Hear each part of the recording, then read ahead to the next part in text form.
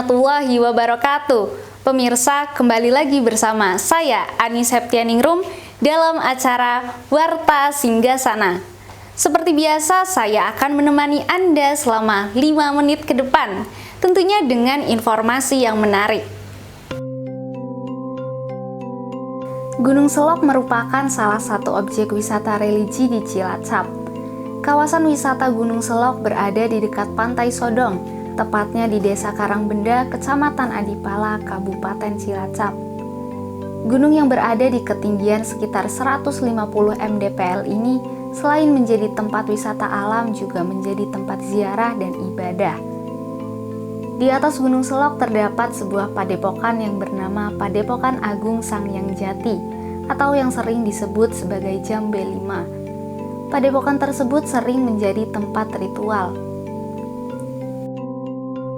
Sejarah daripada tempat wisata religi di Gunung Selok, ya, atau tepatnya di Padepokan Agung Sangjati. Jadi Padepokan Agung Sangjati adalah masuk di kawasan wisata religi Gunung Selok.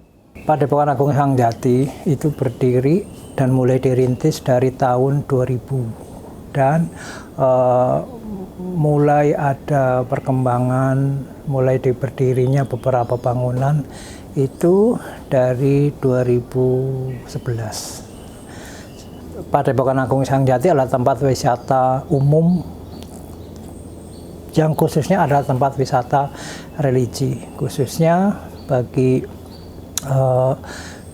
religi, khususnya bagi yang berkepercayaan. Kemudian kalau untuk basic ke agama itu lebih ke Buddha, tapi tidak menonjolkan ke sisi agamanya, tapi lebih ke sisi spiritual umum.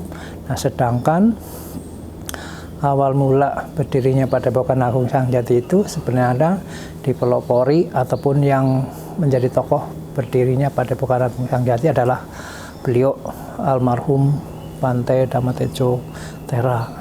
Dan tempat ini juga menjadi salah satu kultur perpaduan dari berbagai macam budaya, tradisi, adat, istiadat yang berlaku di tempat. Jadi ini adalah penggabungan dari nilai-nilai agama, adat, tradisi, dan spiritual yang digabungkan menjadi satu. Dan di sini juga di Padepokan Agung Sangjati itu ada tempat ritual. Ritual itu lebih banyak ke ritual ke meditasi, ke ritual kayak semacam perayaan tahun baru. Patung-patung di sini itu bersifat lebih ke untuk objek penghormatan. Di samping untuk objek penghormatan sebagai simbolis saja, sebagai objek penghormatan, dan juga ini juga sebagai bentuk dari tradisi dan juga menghargai seni rupa. Seni rupa menghargai tradisi, adat, budaya yang berlaku di sekitar. Dan ini masing-masing rupang atau patung di sini tuh ada tujuan dan juga ada semacam kayak untuk objek pemujaan apa. Ya. Tapi yang jelas ini hanya simbolis saja sih. Simbolis kita lebih di sini lebih ke mengangkat, menghormati, melestarikan tradisi pemujaan sebagai objek simbol, ya.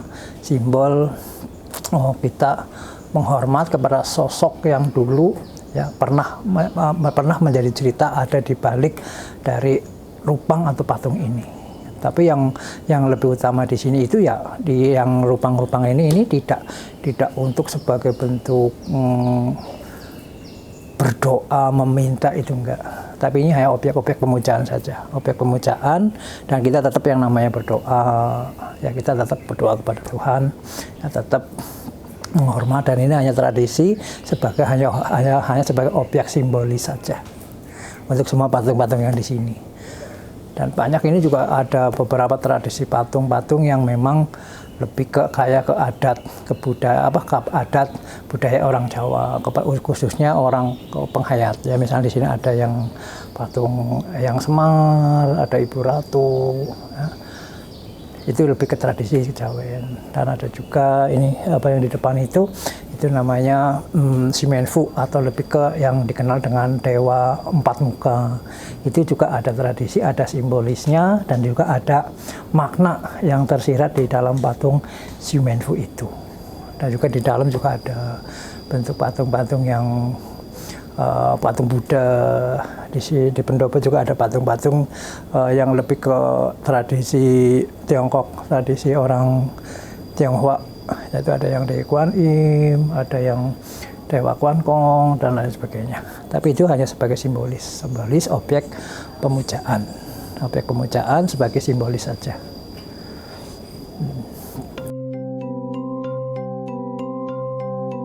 Padepokan Agung Sangyang Jati sering dikunjungi oleh umat Buddha dan selalu ramai jika menjelang bulan Suro. Demikian informasi yang dapat saya sampaikan. Saya Ani Septianingrum, mewakili seluruh tim redaksi mengucapkan terima kasih atas kebersamaan Anda. Saksikan selalu Warta Singgasana. Sampai jumpa.